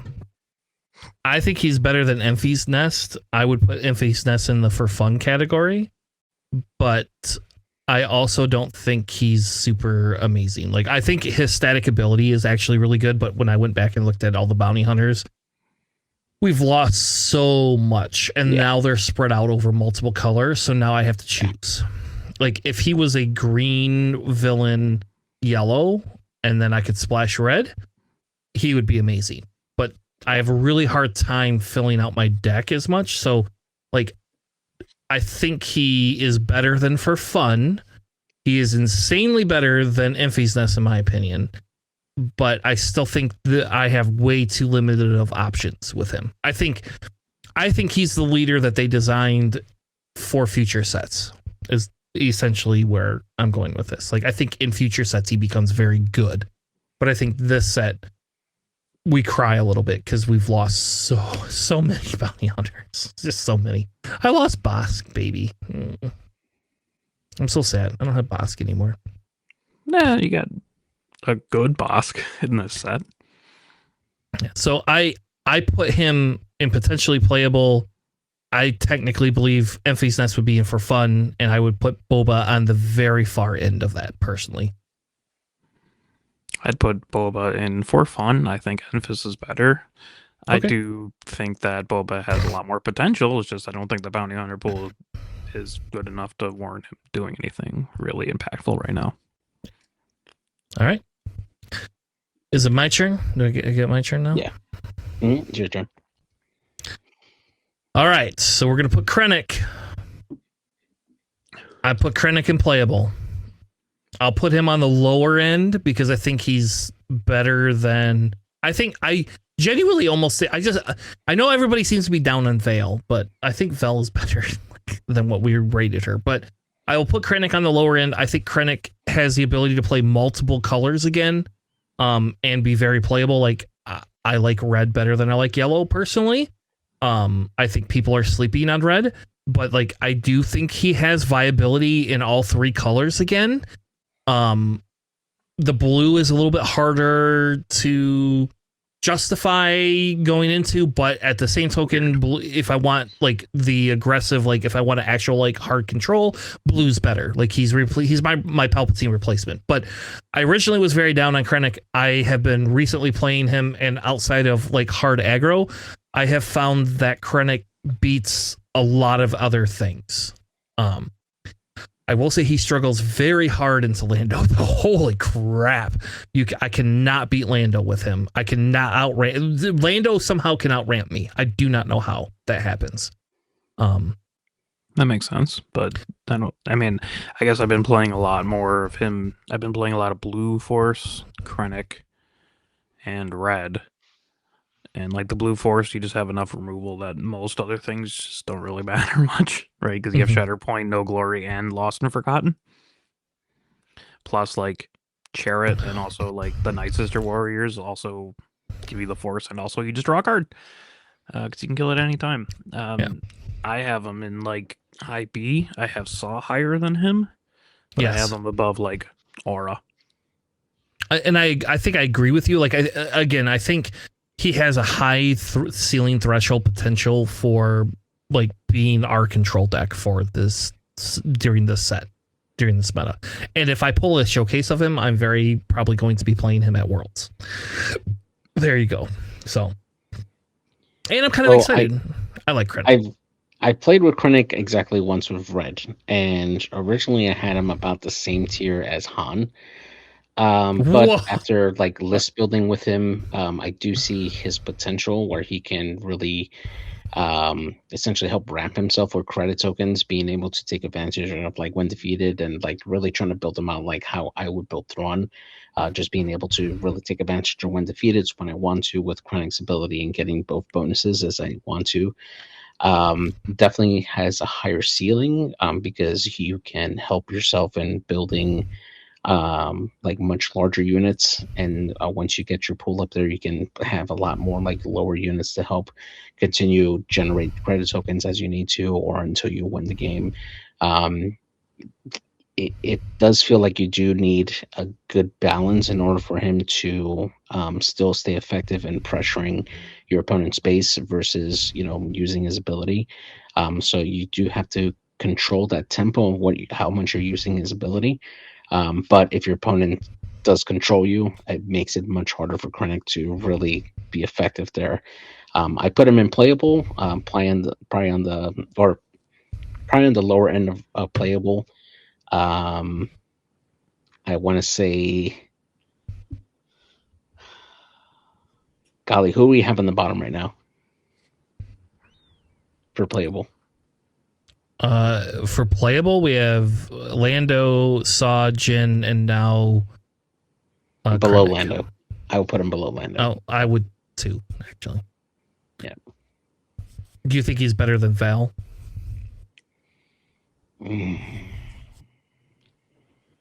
No. I think Val's better. Alex, better than Val, lower than Val?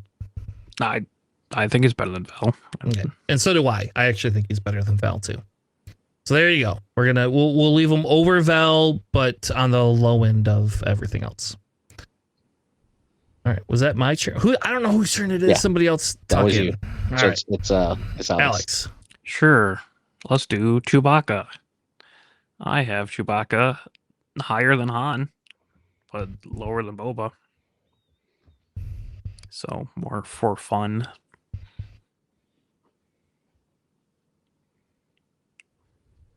What? JJ, where do you rank him? I'm not giving my opinion. You all know where my opinion is. I think I would put him higher than Emphas, for sure. I feel like he does have a really good like high ceiling. I just haven't seen it yet. I want to I definitely like the deck that you introduced earlier today with Chewbacca. That's probably the best Chewbacca deck I've seen. I feel like he has such really great potential to be really good. I just haven't seen consistency out of Chewbacca. So I think I'm just gonna put him right above Emphas Nest for now. And my rating just skews everything. Where do you have him? I have him in playable. I technically would play him over Lando. I think he's better than Lando. Why? Because of the hard aggro and the ability to control units. I think he is like our new Sabine. That's how I see him. I see him as the new Sabine. Personally. And this deck didn't even have the broken horn because even I know.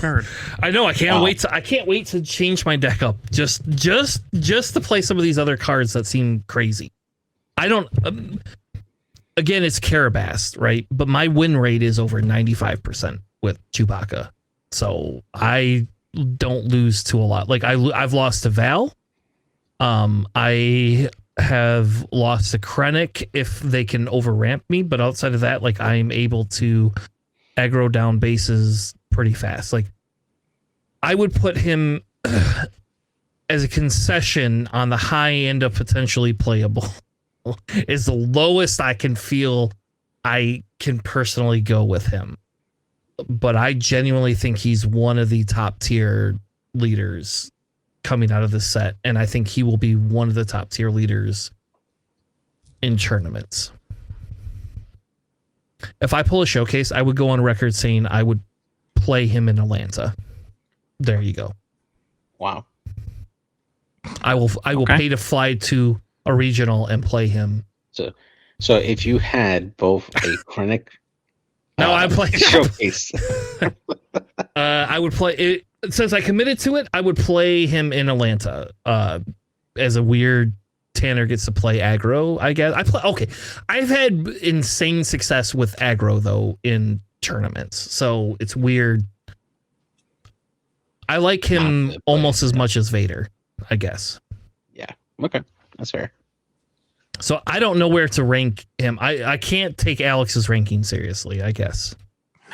I just can't. I actually built a real deck with him. I did build a real deck with him. I've had success with it. I've told you that. Like I did a couple of cool things, and I think you're right. Like I think these couple other cool things are cool. Yeah, but I mean, you honestly elevated like Chewbacca in my ranking when I saw that list, but I got to see him play. I got to see consistency for me to like get it higher than what I've seen it so far. But yeah. I think he definitely has the potential. He definitely has a higher ceiling than a lot of these other leaders have. I mean, like, I could be completely wrong. This could be the old Lando, right? Everybody would like, we had Lando. We didn't think Lando was very good. Then he did like insane, crazy stuff and then became ungood again. So maybe that's Chewbacca. I don't know. I'm going to put him in the middle of potentially playable, and we're going to move on because I don't want to spend any longer having a Chewbacca conversation about how much I love Chewbacca. And yes, if you guys get a showcase and would like to trade for some stuff, I will happily trade for my Chewbacca showcase. Especially because we didn't have a playable Chewbacca before. Like, we have to have a playable Chewbacca now. All right. So for me, the next one here, I'm gonna go with Boba. I just put him in the bottom tier, unfortunately. The fact that you have to discard a card from your deck as an action just to give a friendly unit raid 1 and nothing else, not even let them attack with that, just feels bad. His deploy turn as well. He gets a raid 1, but his stats aren't fantastic. Granted, there are cards that can help you recycle things from your discard pile to take advantage of that. But again, it's like you're taking all these extra steps and actions to try to make Boba work, and your opponent, especially if you're playing other leaders that just play a lot more seamlessly without all the extra steps and deal more damage on top of that. Boba unfortunately just does not feel like a good unit or a good leader, so I have him in the bottom. Alex?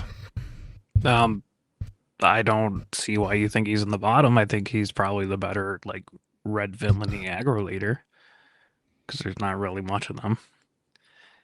I would say he's like probably potentially playable. He's up there just because like the support they have for him. No, you mean like for fun tier? No. Is what you mean? He means better than that. Yes. Oh, okay. Yeah, it's mostly buoyed by the cards designed to help around him.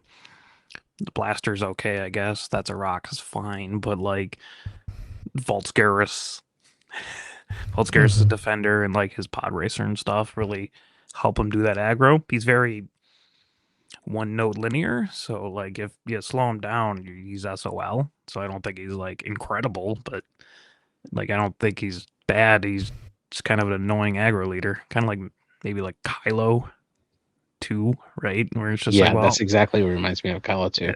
Like if this goes south, like you can go south real fast, but like if you can stall him out, you can probably do a pretty good job against him. I always just feel he's like a crappy Von Reg. That's like how I felt. Like Von Reg's also 2 actions.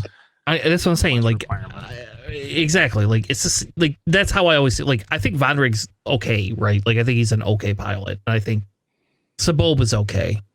Do you like him better than Callus? There you go. JJ does not. You like him better than Callus. I cannot put him better than Chewie. Much, but like, okay. I will put him in potentially playable, and I'll put him below Callus. That'll be like the in between. You like him better than Callus. JJ thinks he's trash. You like him better than on him?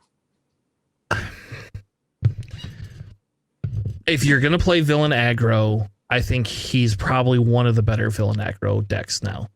I think that he has the potential to not be foiled as much as Von Reg. How about that? Like, Von Reg's my favorite. Like, I insanely love Von Reg. I think Von Reg has a lot of really awesome stuff.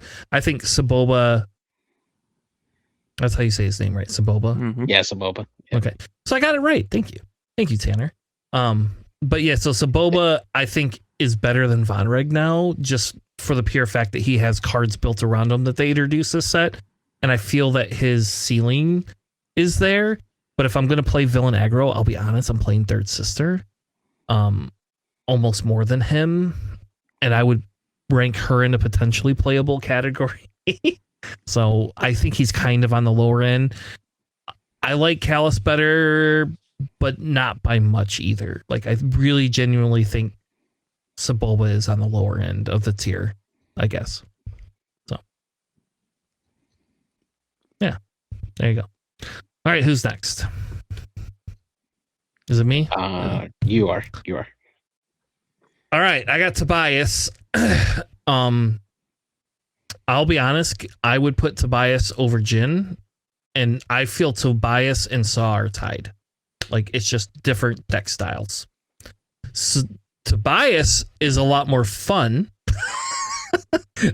than Saw is, but I think the potential for Tobias is just, I don't know, very high. I am very high in Tobias. I've had a lot of success with Tobias. I've lost Chewbacca games to Tobias. There you go. That's the main deck I lose to with Chewbacca, is the stupid Tobias deck. And I think Tobias has, again, that potential with the yellow, blue, green, as well as the like a yellow, blue, red. So I think Tobias actually has a viability and multiple colors, obviously. And again, I do not care as much about the hero villain aspect cards as I thought I would. So that's where I put Tobias. I like Tobias better than I like Jin. For me, I like Tobias as the same as Saw. So pretty much about the same like height for you. Definitely has a lot of fun. You have a lot of control when you're going to give a friendly unit over to your opponent. So you're likely going to send over an exhausted unit or a unit that has taken a ton of damage, and just send it over and take over one of your opponents, or rather take a credit token, rather I should say, to then be able to play something on your end and take advantage of it, possibly kill it if you're playing like a let's call it war, for instance. A lot of utility, a lot of flexibility with Tobias, and he's an underworld unit as well, so he's great. I think he's a lot of fun for sure. Alex? I'm a lot more down on Tobias than both of you guys. I think he's fine. Like, his flip turn is really good if you can, like, kill 3 things, ideally, right? And like the draw power for that's really nice, and the credits over there. But you also, like, it's super weird, like, play style, right? 'Cause, like, sure, you can give your opponents units that don't really do much, like, the corporate defense shuttle or something fun like that. Yeah. Or like an undamaged Ogdo Bogdo, or the other support cards designed around him is fine, but like, I don't see him having nearly as much impact. Maybe I'm not playing the right Tobias decks, but like, he's fine. You just you can stall him out or get him faster, I guess. Do you think he's better than Val? No. Ooh, okay, that's controversial there. That's definitely a high controversial. I think he's like literally right behind Val. That's where I have him. Like, I don't see his impact as much as I see like Saw. Yeah, I think Saw has a higher impact as well, but I don't know. I've seen Tobias pop off like crazy. So I'm going to put him on the low end of playable. How about that? We'll just do that. I think that's probably a fair. JJ and I think he's top tier. Alex says he's mid tier. We'll go right in between. All right. Next. I mean, this is also like one of those like, hey, if you plan for the leader flip turn, you can kind of do okay, kind of like Anakin, Yes. in my opinion. So Yep. that's my reasoning for that. And he's got blue. I think some of it's because he just has the blue baked in.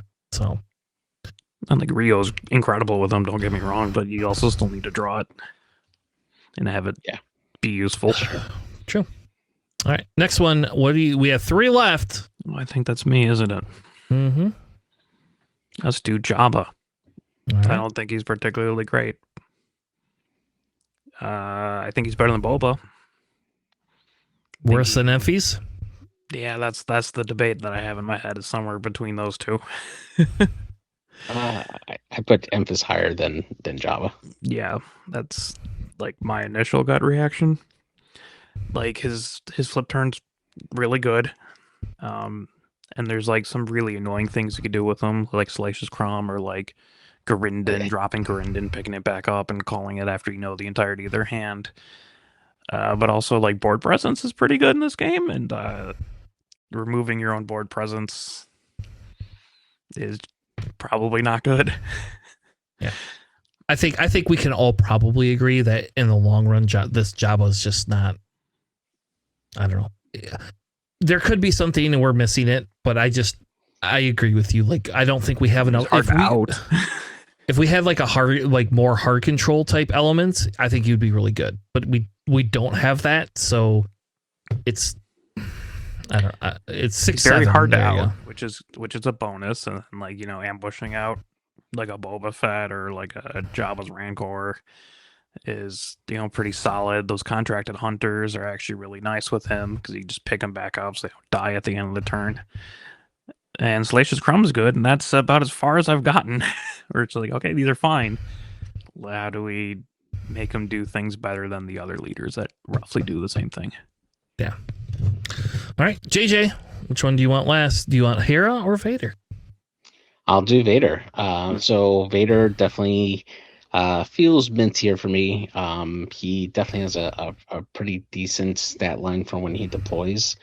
And being able to discard cards, and there are mechanics already, like, bring cards back into your hand, like 000, for instance. There are some things that you can definitely do with it. However, he just feels like set 1 Vader all over again for me. I think he's okay. Probably not going to be like winning a ton of tournaments or anything like that, or maybe a few store championships. But besides his leader when he deploys, I don't think he's that really impactful. I mean, I would prefer R Singh over him. That's where I have him at right now, below R Singh.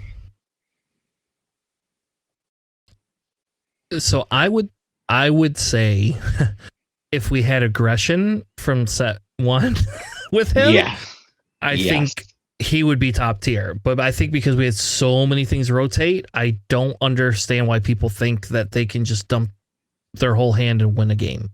Exactly. I don't see it. And I know we don't have pillage anymore, and I know you can pair him with like card draw, and that's great and all, but the problem I have is that you could draw these cards and now you're doing absolutely nothing on the board. And you're like, if you cannot do 30 damage in 1 turn, I don't feel you're winning. And like Anakin had the ability to do the overwhelm and control units on his own and then come out and do a shit ton of damage. I think Vader doesn't have the ability to control units the same way. I actually think he's worse than set 1 Vader, personally, in the aspect of that he is not as impactful for the majority of the game. I think his leader ability is crazy good, but I don't think like it does anything. Like, it's not worth building around. It's not worth running. He's not going to be competitive to begin with, unfortunately. Without set 1 cards, I don't know. I don't actually even rank him in potentially playable. I rank him on the high end of for fun. I would play him over Enfys Nest and Jabba and Boba and Han, but that's where I put him. Tom Selleck Vader is a for fun Vader. I think Vader has by far the best showcase card of this set. All right, fair enough. But also, Tanner, what you just said, with the exception of Chewbacca, is the also leaders I would put Vader in front of: Enfys, Jabba, Boba, Han, Leia, Client. I think he's worse than like Saboba. Tobias and Callus and Saboba. I have him like lower mid tier for me. I like his leader ability is not great. You don't want to dump a card to do 1 damage. The aggressive negotiate, I think his flip is pretty impactful for sure. 6/8, and then like you can do a ton of damage. You can like put like Sudden Ferocity if you happen to draw that right and plot it out, which makes him pretty nice. But the really cool thing is that he doesn't have Overwhelm like Anakin. So like you just put a Sentinel in front of him and he ain't really doing too much. Yeah, I mean, he doesn't have a lot of cards that synergize with him. So I don't think he's particularly great. All right, good. We'll leave him in the for fun category. I'm all for that. Like I think if you could build a super competitive Vader deck, good on you, and let us know what it is, and I'll happily play it. Especially if I get a showcase. I love Vader. Like, I mean, that's no secret. The last one. Go ahead. I was gonna say I'm like semi interested in like Blue Force, because at least you have removal and also like draw power. But like, why are you playing Vader Blue Force when you can be playing someone else Blue Force or Red Force if they're a blue leader or something like that? Yeah. All right. The last one is Hera.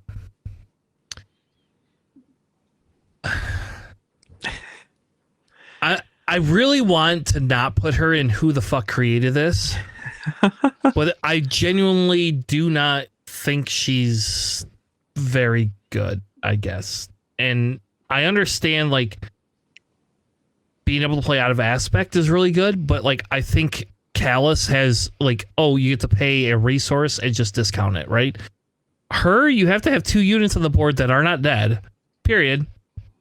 I will say her flip churn's a lot better than it ever used to be, but like, again, I'm playing something that like, I don't know, maybe she's better than Han, but I would almost play Boba Fett over her personally. Like, I put her in the super low end of for fun, with the caveat, if you agree, we would put her in who in God's green earth created her. I just do not understand how you're going to be able to have a bunch of units on the thing. Like, how are you going to get her ability off every turn? And like, now you have a condition you have to meet to be able to play all these other cards out of aspect. So what do you do when you draw all the cards out of aspect that you have?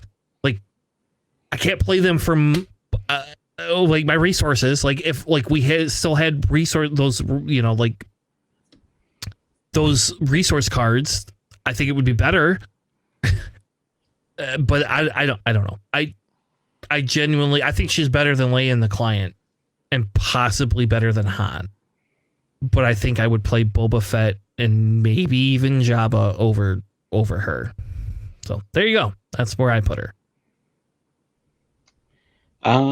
I do agree with you. Like, I think that like if you're building a deck just to try to get like the full advantage of her, then you're putting yourself in a situation where if you end up with a bad card draw, then you're not getting full advantage of it.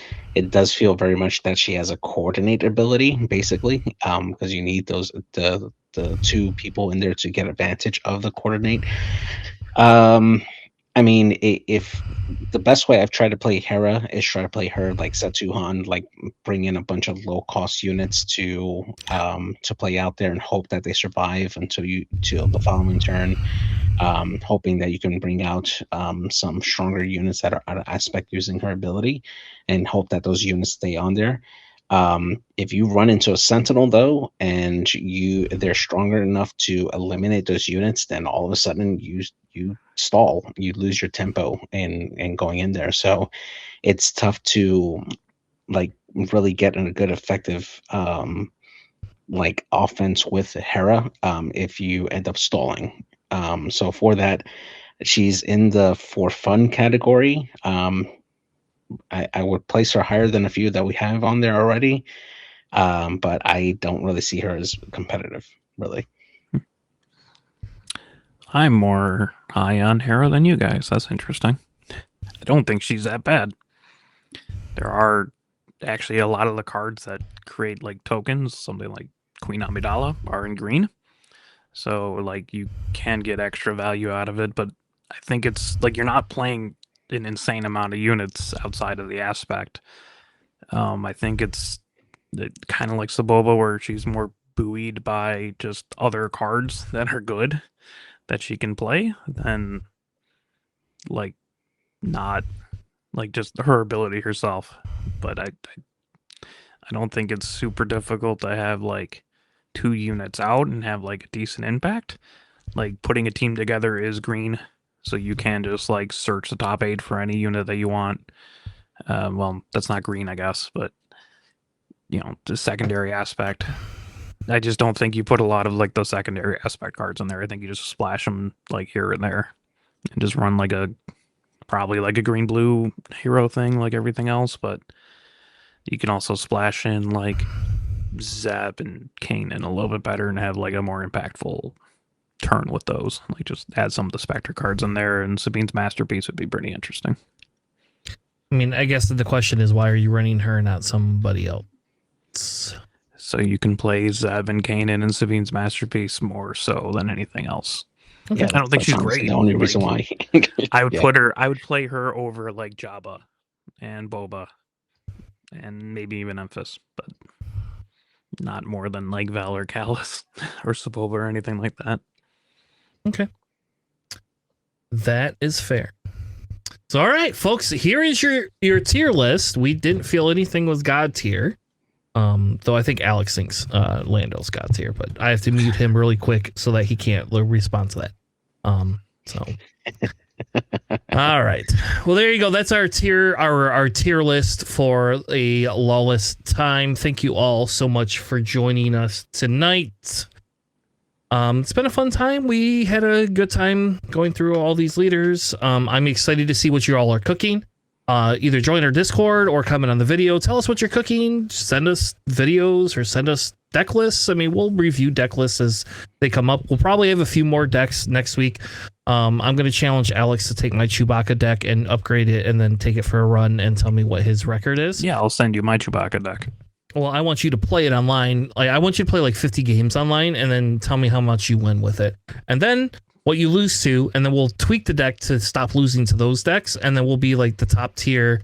We're going to win all the PQs to begin with. I don't think I've ever played 50 games online total, let alone with one deck. Well, it's about to change, buddy. I'm not even sure if I played a deck that like more than 50 times in my life. Well, that's crazy to me. 50 rounds, definitely not. 50 games. So anyway, with that being said, thank you all so much for joining us tonight. We will be back next week talking a little bit more about deck lists. We'll probably talk about some of the cards that people feel are broken, and we'll have a conversation about whether we genuinely feel that or not. And then hopefully Sam will be back with us next week. He was excited to hang out with us and then had audio issues, so we had to push him to the left and just hope that he can fix his audio issues. Told him to go kick rocks. Yeah, unfortunately. So love the kid. But anyway, with that being said, thank you all. Make sure you hit the like and subscribe button. Follow us over on Discord or hit us up on Patreon if you want to be a part of it. We will be streaming games more consistently now that we have the new sets. With that being said, thank you all. Have a good night, and we'll see you on the flippity flop. Have a good night, everybody. Thanks for listening.